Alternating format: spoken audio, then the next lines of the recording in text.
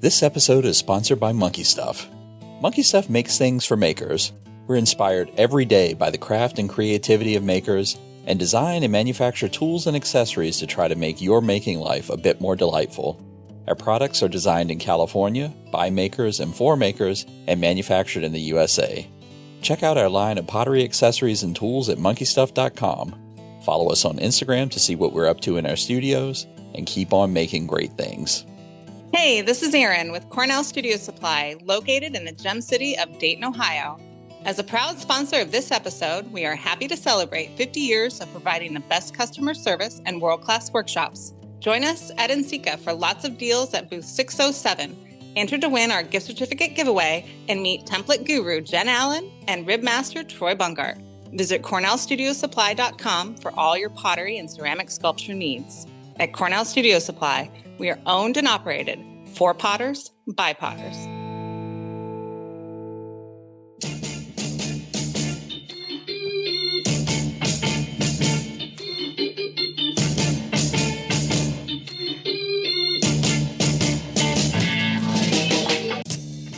Welcome to the Tales of a Red Clay Rambler podcast, featuring interviews with culture makers from around the world. This is Ben Carter. I'm going to be your host. If you'd like more information on the show, please visit our website, talesofaredclayrambler.com.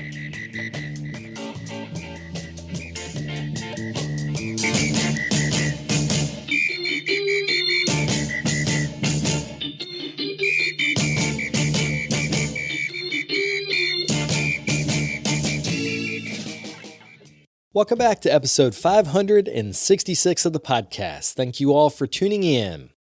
This week, we're starting a series featuring artists I've chosen for the 16th Annual Workhouse Clay International exhibition.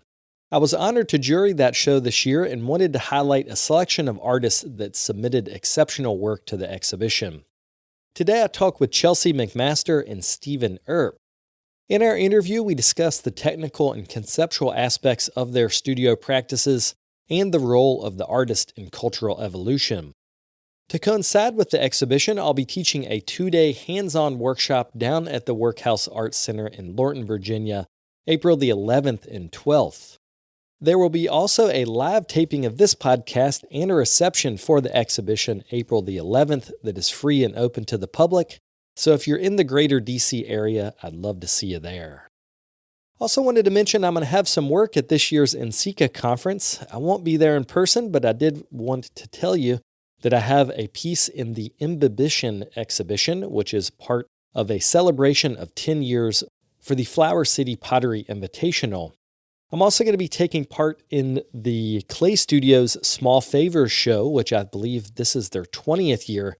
And then lastly, I'm in an exhibition called Mom's Collection, which pairs the earliest ceramic work that you made with a contemporary work of yours.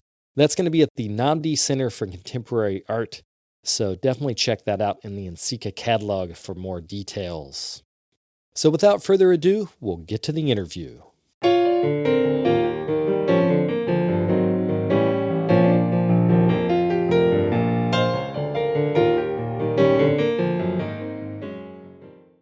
To start, I thought that I'd have you introduce yourselves. If you could say your name and then where you live now so people could place the name with you.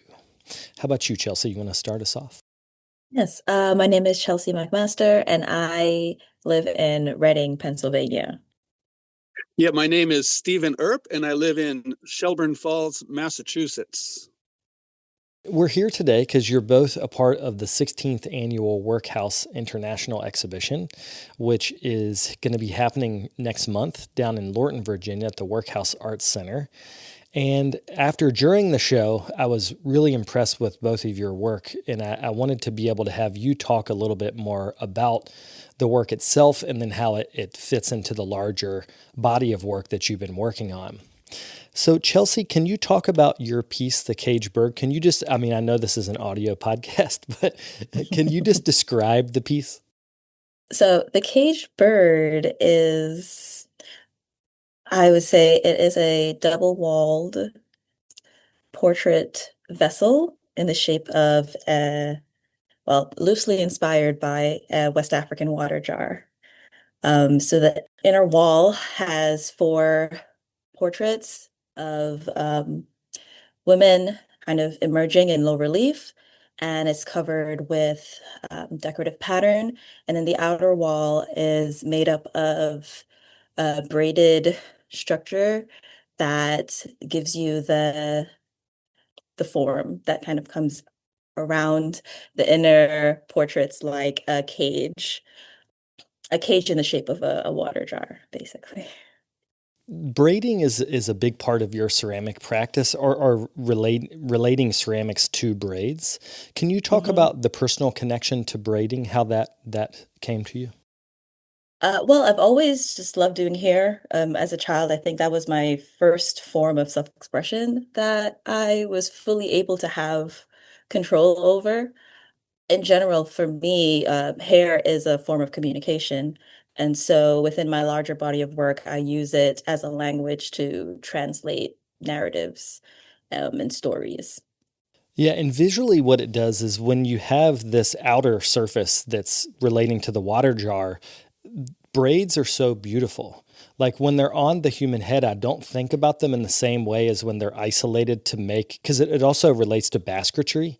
So Hmm. you can see through the form while also seeing the form, which visually is just stunning. So at what point in your clay career did you realize, like, wait, I can go three-dimensional with this way of building with things that reference braids? That I would say evolved in grad school. Before I'd been doing portrait vessels, and I was just always very excited to like make this form so I could sculpt these faces and then finally get to do the hair. That was just always my end goal, and they eventually became more elaborate. And then it was when I was in grad school that Professor Walter McConnell, he was like, what if they extended the form? And I was like, okay, got it, let's go. And so that's when they first started expanding. And then they eventually moved into being the vessel itself. This is the story of an artist. Like you have one idea, and then that idea takes you on a totally different path. Because the work now is so beautiful in that there are references to historic ceramic vessels, but it also is something when you see it, it takes a second to figure out what it is. And that mystery, that element of mystery, I think is really, as an artist, enticing. Like it makes me want to. In fact, I spent a long time looking at images of this piece, trying to understand it. Is that mystery a conscious part of the work now? I hope so. I would like it to feel like there is something that's being revealed, but also some things that are still hidden, just overall when you look at the piece. When you kind of have an outside view of it, I like that just like in general, it's very much like, oh wow, look at this thing that is, these braids are kind of doing something that gravity might not expect it to do. But I kind of use this as a way to get people to get drawn in closer so that when you do go up and see what's happening on the inside, you can understand like this object is layered and there is a lot more happening on the inside. And I feel like that's something that's very important for me to just like always have more happening beneath the surface. Yeah, and actually this is a good segue, Stephen, to bring you into the conversation. The piece that you have in the show, Bianco Floral, is a massive platter. It's 16 inches by 16 inches, which it's funny when I'm during the show, I'm thinking about it as an image. And then when I was reading more, I was like 16 inches, like it's a platter that fills up the periphery of your vision. And it's made of multiple layers of both white on white decoration and colored decoration. So can you talk about your process of layering, and even more than that, like your process of collecting and using motifs in the patterns that you do with this piece? Well, yeah, and thanks for that description. It's it's pretty wonderful. This is really a step along the way on this sort of 10, 12 year long exploration of the Delftware style, the Delftware technique technique, the Delftware manner of decoration and painting. I do a lot of work with traditional decorative art venues and outlets, and I mean that's something we could talk about. But the layering basically comes from early on. I was just trying to find a way in because I had never painted or decorated on pottery before. I had just glazed. I did a lot of wood firing early on. So I would just look at one particular aspect, like stylized floral patterns or geometric designs or realistic painting or whatever. And then right about the time of doing this platter, I just felt like it's time to just throw everything together, just layer it, just throw it all together and see what it looks like, whatever, so layered imagery, which is very strange because a lot of the Delftware that I've been looking at, it all exists on one plane. Everything is right next to each other, but I just realized at one point I'm just going to have to crowd it all underneath, interwoven. And these large plates, that's like, for me, that's like going to the opera in a way. These gigantic, I keep 3 or 4 of them around just for when I have some free time or I want to play hooky from other work and I want to do something really super involved. And that's what this is. And the Bianco part of that title is, like you had mentioned, the Italian Bianco sopra Bianco, white over white, a style that kind of originated with Italian maiolica back in the day, a white slip over a clay and in my case, I'm sgraffitoing rather than painting white on white. And so that was really the first time I tried that. I thought, if this Bianco stuff is going to work, it's got to work on this scale. If the only way I'm going to know it's going to work on this scale is to do it on this scale. So happy for me, it turned out kind of nice, and I'm glad that it got accepted into the show. Kind of amazing to hear that, and thank you so much. But that's kind of the arc of the development of where that came from. Well, I think what makes the piece contemporary and not a part of the historical practice of pottery making that you do, because as you mentioned, you also make wares that are sold more in the historical reproduction context. And this is not one of those. Like, this is a modern work of art using that Delft style. But what makes it contemporary to me is that it's excessive. and I really like that it's excessive, because I too, as a maker, enjoy this concept that labor inherently has value. So layers of decoration have value. And I can see you nodding your head, Chesley. I think you're also a part of this idea that labor is valuable. So can either of you talk about that concept that labor has intrinsic meaning as the maker, but also from the art context, it has value? I certainly would like to mention one thing, Ben, about the idea of contemporary versus a reproduction. I see it as a continuation. I mean, the style has never really stopped. It's been continuous, and I'm just the latest iteration. So in that sense, I thoroughly feel like this is just, a modern adaptation. I don't know if that probably goes kind of off the rails of your question there, but really, history today is history. Today, we're making history today. History was yesterday. History is going to happen tomorrow. And this is just one stop along the way for me. And so it's really just my basically learning a language in order to speak fluently in that language. That's kind of how I see the style these days. And I can say whatever I want, but I'm saying it in this language. I'm sorry if that doesn't necessarily directly respond to your question, but best I could do, I would say for me, labor is just an inherent part of the work, which I think is important, but also like a given, if that makes sense. The work is labor for labor's sake.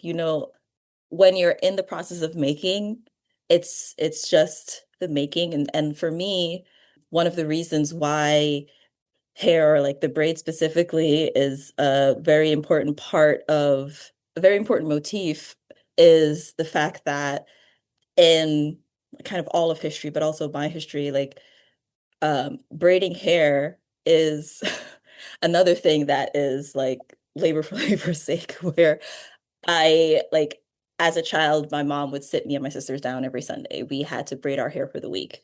That act, I think, of doing your hair, braiding it, having to take it out in a couple of days or having it ruined like literally 2 minutes later, but still actively making that process like a part of your day. I see that act as craft itself, like you constantly put work into something that the result, even when the result is something that is ephemeral and will disappear. I think I'm taking that part of my life and putting that into ceramics. I'm just transferring the same idea or mode of I guess existing, where I end up making these kind of elaborately layered objects really just because. At the core of it is it's just because, and it does for me feel valuable, the work that I put into it. But then there's also the other half of that where after the labor has been put in, what happens to it and how it's valued by the rest of the world is like out of your hands. It's like a completely different story. So yeah, it is definitely, at least for me, valuable, but also fulfilling at the same time. I wanted to actually piggyback on something you said, Stephen, about this idea that history is history is a continuum. There's no point in which like history in the big H sense becomes different than what we're doing today unless it's written down. That's where the history, big H history lives. It lives in books. It lives in museums. It lives in this place that's outside of self. But both of your work, and specifically, Chelsea, your ideas of the Unbound Archive, which I'd like you to talk a little bit more about that. This idea of this space in which the past, present, and future live in the moment. Can you talk about this? Because you can describe it better than me. I think of it as a repository. It's like this imagined but also protected space for the knowledge and the people and the objects that don't really have a place in that big H history, in like the archive, that like was never written down, but is still like really invaluable. Um, and so the archive itself is a place where they get to exist and have their inherent value be acknowledged. And whether that is something that has happened that we don't quite have all the facts about, or something that's happening now that I'm like, oh, this little mundane thing that I do every day will eventually become very important to somebody in the future, or become a ritual that is like maybe eventually like the beginnings of is forgotten but still kept. I think that deserves to have a place to exist. And so that general, like really larger abstract idea of where knowledge goes, where does knowledge go when it's not written down? The Unbound Archive is kind of where I've decided it goes. That's that's just like this, it's in this place. So like conceptually, it is an archive that is not restricted. But for my work, it becomes a structure, like a framework for me to be able to have these things that I am putting that labor into creating that do represent stories that are not being told or like have been overlooked. Um, that like my objects become artifacts that live in this archive that will have value to somebody at some point somewhere.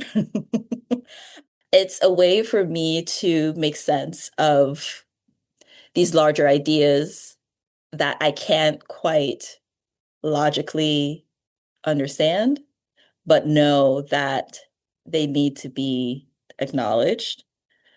it just becomes a place where everything that I make from now on will eventually exist, like have a permanent place to be. What I love about the concept is, and I got this from reading your thesis. Thank you for sending me your graduate thesis. One of the things that I like is that you're blending larger cultural history. So, for instance, the history of colonialization of Antigua, like you're talking about that with the choices you're making, but you're also making work about you, about your personal history, your relationship with your mother, your grandmother, your sisters.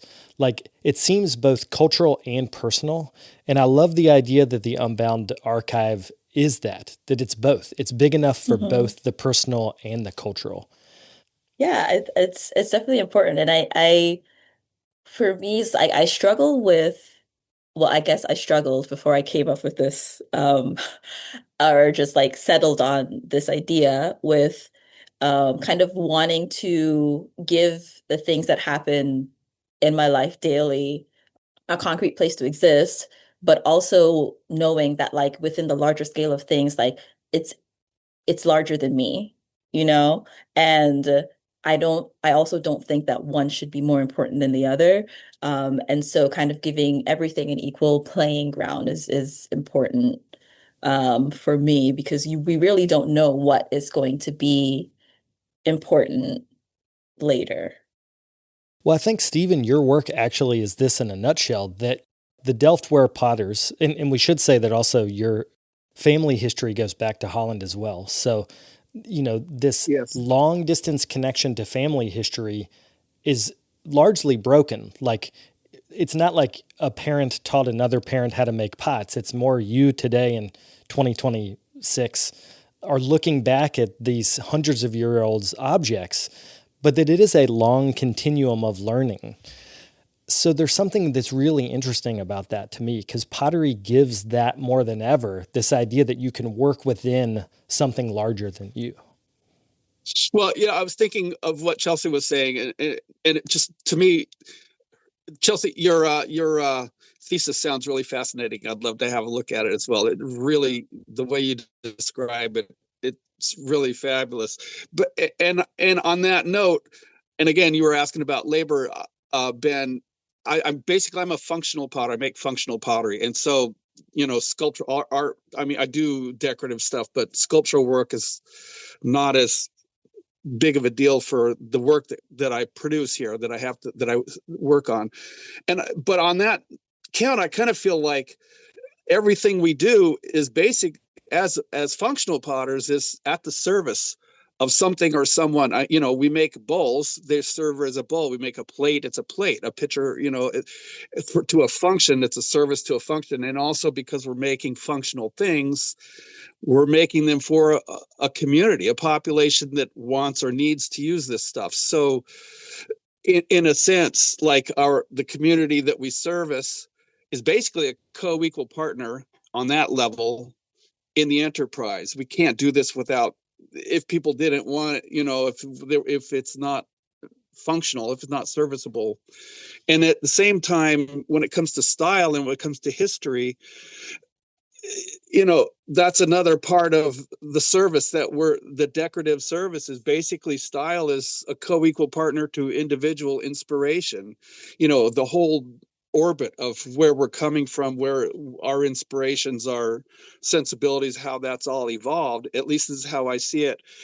It's not all just me and my dumb little ideas. It's like, this is, when it works, it's great. But this is, it's a co-equal partner to individual inspiration. When the two things combine, I see the style, I work in a style, we all work in a style of our choosing, either of our making or our choosing.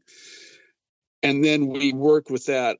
And that's kind of, I don't know if that responds also to the labor thing, but I certainly see connections to what Chelsea was saying before in how I see the whole thing functioning together. We'll be right back after a quick word from our sponsors. Today's episode is brought to you by the Rosenfield Collection of Functional Ceramic Art.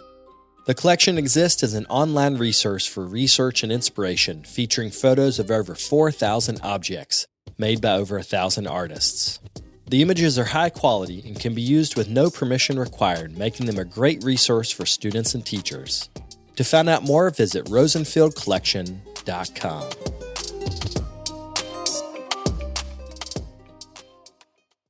Well, I wanted to take a moment just to talk about low-fire clay, because we all three work in low-fire clay. And Stephen and I have geeked out many, many times about terracotta and ceramic history as well.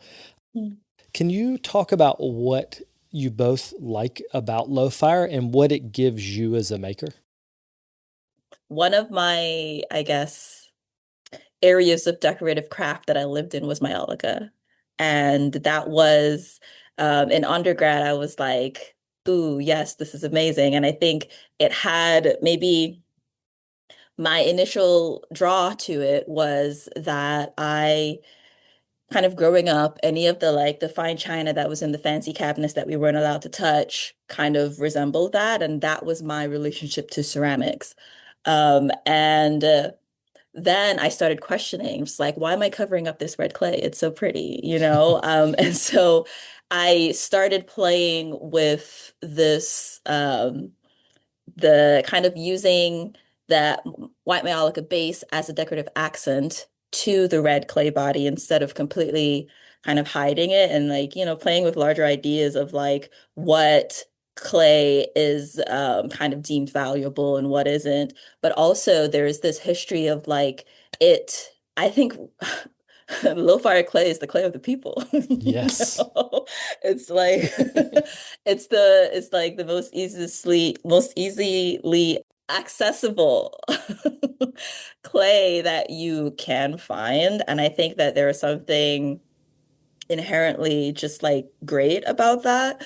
But also when I really started looking to like are my like where am I honing into? Like what cultures or people am I going to really study and draw inspiration from in the pieces that I want to do? And aesthetically, um, I started looking at pottery in the Caribbean, mostly just because like that's where my family's from. That is kind of what I knew. I was like, okay, I started asking my parents questions about what pottery did they have growing up. And it all kind of came back to that kind of red clay aesthetic that I still keep in the work today because I think it gives me a connection to to place, people, and identity that I want to kind of always have be present in the work. Oh boy, well, you know, in college, way back in the day, earthenware, even functional pottery, even history, all that stuff was definitely not on my bingo card. Back then in the early 80s, you know, dating myself here, it was all wood fired, you know, great big kilns, Japanese inspired. And I was all in, you know, and in fact, I did an apprenticeship afterwards to a fellow who had studied under a national living treasure potter in Japan, in Minnesota. And he basically was digging his own clay. And by digging his own clay, I mean, he got like 300 dump truck loads dumped on his land from a seam from a gravel company that needed to remove the seam. So he has several hundred years of clay that he planted sod over, you know, so we just processed that. After that, I worked in Central America for a few years where it's like you use the clay that you have, you know, you use what you have. What you have is what you know, you make do with what you have, basically. And I really wanted that sensibility to be reflected in my own work when it was time for me to come home and work in pottery. And I realized after all this world stuff, I knew nothing about pottery making in my own backyard, you know, where I live, which led me to redware and the Delftware, essentially. And that's all earthenware, and that's basically decorative functional pottery. And the clay that I use now, that I'm just absolutely in love with the clay that I use now. I get it from Sheffield, Massachusetts, down on the corner of Massachusetts, Connecticut, and New York, and it's just across the border from a potter in the early 1800s, Hervey Brooks, who I've worked for a few years at historic Old Sturbridge Village. And they had purchased his actual pottery shop and, and his actual wheel. Well, they built a reproduction of his actual wheel. So we were working off of Hervey's things, and he dug from that very same vein, just across the border. So I feel this connection to where I live. This is the clay. I'm not digging my own clay, but it is clay from right here, and clay that has a couple 100-year-old history of use in this area. And I just find that really attractive. I really love that idea. I've always been interested in terracotta potters that were trying to decorate their work to copy whatever was valuable at the time. So like Delftware is an interpretation of Chinese porcelain pots that were traded east to west. And English slipware, the stuff that I look, same thing. It's this idea that you're creating value through decoration. And it goes back to what you said, Chelsea's like terracotta is the clay of the people. Like it was not the clay of the aristocratic society, even though there were some cultures that was the case. Largely, that was not the case. But there's something that's so powerful about taking control of decoration. Like as artists, I feel like we can create, and this goes back to the labor conversation, like we can create value through decoration. So I don't know what question I have for you both, but it's more just, do you have any thoughts about how you as an artist in 2026 are using symbols that are powerful for you in creating value through this act of making? I know this is not That's a deep question, Ben. This is not a light question. It's just something that I'm always thinking about, and I admire you both and admire your work. So I wondered if you had any thoughts about it. I don't know if this quite answers your question. One of the things that I've been thinking about, and that has been like really important to me, like I said, is like to always have aesthetically, I would like to stay within the realm of like Afro-Caribbean pottery. Having researched it and learned about it, one of the questions, and especially in Antigua, where it's something that is on the verge of being like very, very endangered as a knowledge base, and like with like they only have like 2 or 3 active makers right now within this very long tradition. As somebody who kind of like, I feel like I have a personal stake in making sure that this stays around, or that the knowledge is preserved and passed on. As a contemporary maker, I'm also wondering, how does it have to evolve to be able to stay around? And for me, as a maker, I'm like, I want to know all of these techniques. I want to know the history of it. I want to know how things are made, how things are fired. But I'm also like, let me put some color on that.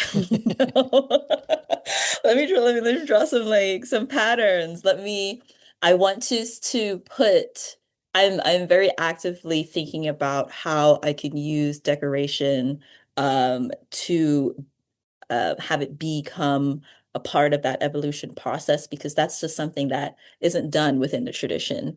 It's all very like hyper functional, no no glaze, slip finish, once fire, um, very like very traditional ways of making with the same a very limited repertoire of pots and vessels. And for me, who like I have very strong appreciation for those pots, but I'm also like, how do I,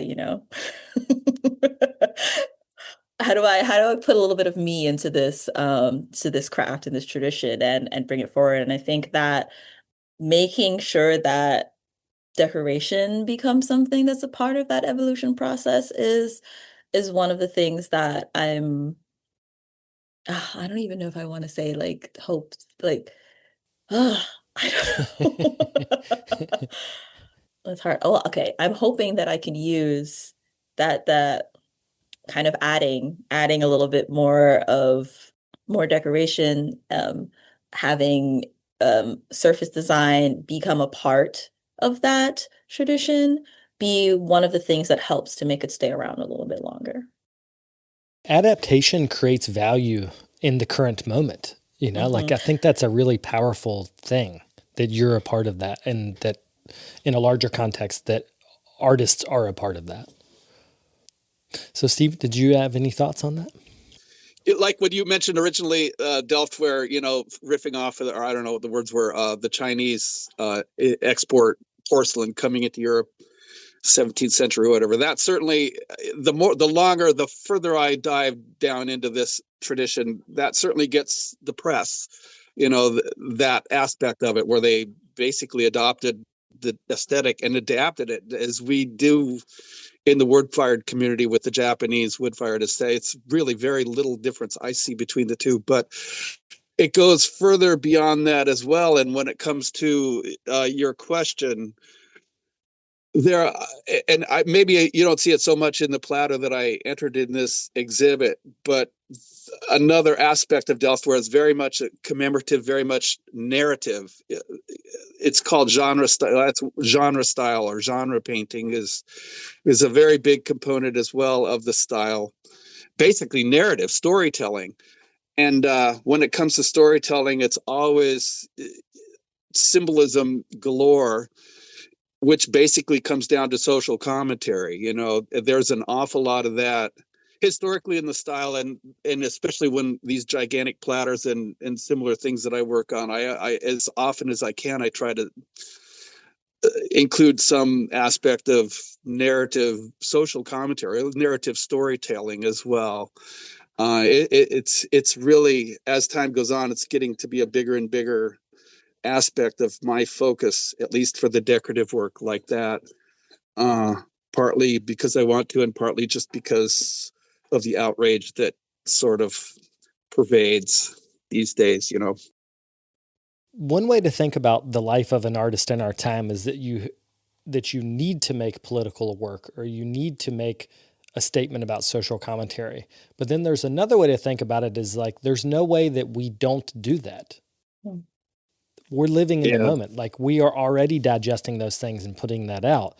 And that's one of the things when I look back at historical work, sometimes the subtlety of the political situations that were around the times of the potters making these pots, I wish I could tell. Like, I wish I could go back in the Persian Empire and look at those pots and figure out what it is that they were rebelling against, or even not rebelling, but just reacting against. Because I think commenting on. Yeah, commenting, exactly. It's a coded language. It's a language. Once you learn how to, not just visually, but the history behind what was going on all around at the time, and the interactions happening internationally. That happens today too, but it really helps to understand, to contextualize the imagery. And I don't know where I'm going with this, but it's a lot of fun. It's a lot of fun to just hold all these things in your head as you're trying to just take elements of design and toss it together like a salad. It's really, it's a great design challenge. To wrap up, can you leave your websites and social media so that people could get in touch with you if they're interested in following up on this? My website is chelseamcmaster.art, and you can find more images of my work there, and a few previous bodies of work as well. And you can also find me on Instagram at Chelsea BLU95. I lurk there occasionally, so that's always a great place to reach me. Yeah, it's StephenEarp.com is my website. It's just an awful lot of stuff jammed all together there. And on Instagram, steve.earp.71. And you'll see it all, whether I want you to see it or not. It's there. Well, I also wanted to plug your podcast quickly, Steve. It's called This Day in Pottery History, and I'm a loyal listener. And you will often take they're almost like audio essays on a very specific moment or time in pottery history. And your ability to draw threads from very different things is phenomenal. So I hope people will check that out. Ben, thank you so much for mentioning that. It's based off of the blog that I wrote several years ago. And so each one is about 5 minutes, each episode 5 minutes long. In fact, I recorded a year's worth in like 2 weeks. I have them all recorded. So I just let it out once a week. And that's going to be my contribution to who knows what, to narratives surrounding pottery. It's just a blast. Well, thank you both. It was very good to see you. Thank you. Thank you so much for accepting me, and all of us. Thank you for doing this, Ben, curating this exhibit. And I can't wait to hear everybody's comments in upcoming episodes of your podcast.